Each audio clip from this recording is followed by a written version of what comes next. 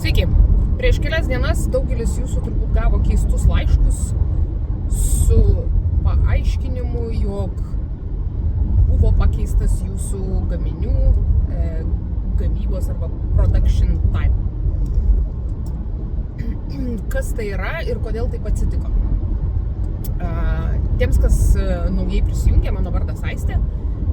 Aš esu ETSI konsultacijų galva, ar vienintelis asmuo esantis ETSI konsultacijose. Taigi, kas tai per laiškai ir kodėl ETSI juos išsiuntė ir kodėl mums reikėtų į tai atkreipti dėmesį. Prieš porą savaičių ETSI paleido naują funkcionalumą, kur galima buvo listingo skirtingų prekių tipų gamybos laiką pasikeisti. Tai yra, jeigu jūs listingė turit variations, pavyzdžiui, vienas ten, nežinau, gaminat kažkokius tai papuošalus ir tas papuošalas yra, tarkim, grandinėlė ir ant jos gali būti ten skirtingi pakabukai, ar ne? Ir jie suteikia galimybę tom skirtingom variacijom turėti skirtingas gamybos trukmes. Tai yra skirtinga production time.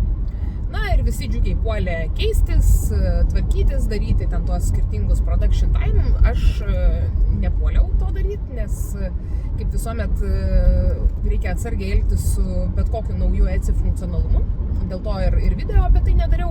Norėjau palaukti, kol tai šiek tiek apsitrins, apsigulės ir paaiškės, kas yra gerai, kas yra blogai. Ir paaiškėjo, kad tas naujas funkcionalumas sugriovė gana stipriai jų nustatomą siuntimo trukmę. Tai yra, perkant daiktą kažkokią ETSI matosi estimated, you will receive it, estimated by, ta prasme, kad gausit po tiek laiko, maždaug.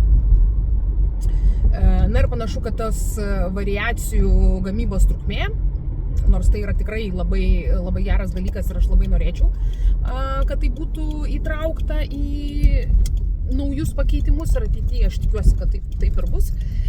Jisai sugriovė kažką tai giliau viduje ir jiems ten pradėjo griūti įvairūs dalykai ir dėl to jie šitą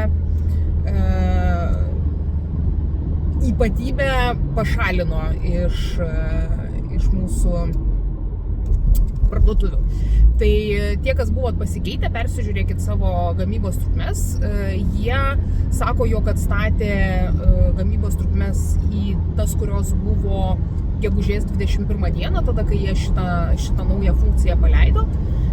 Bet aš vis tiek persižiūrėčiau, jeigu jūs kažką keitėte, ar kas nors nenusimušė. Tai kokia iš to išvada būtų, kaip ir sakiau, visi nauji dalykai, kurie yra visos naujos funkcijos, kurios yra paleidžiamos ETSI, aš labai rekomenduoju jas visą laiką pasitikrinti ir pasižiūrėti, nes naujienos yra įdomu ir gerai, bet niekad nepulkite keisti visos parduotuvės visų listingų pagal tas naujienas, nes gali būti taip, kaip įvyko dabar. Aš rekomenduočiau lukterti porą savaičių, pasižiūrėti, kaip šitie dalykai veikia. Na ir jeigu viskas veikia, tai tada galima pasikeisti ne tik vieną ar du listingus, bet ir visą parduotuvę. Tai jeigu jums įdomus šitas turinys, prašau, prenumeruokit mano kanalą. Nebus čia labai daug video, nes aš juos darau tada, kai turiu laiko nuo savo parduotuvės.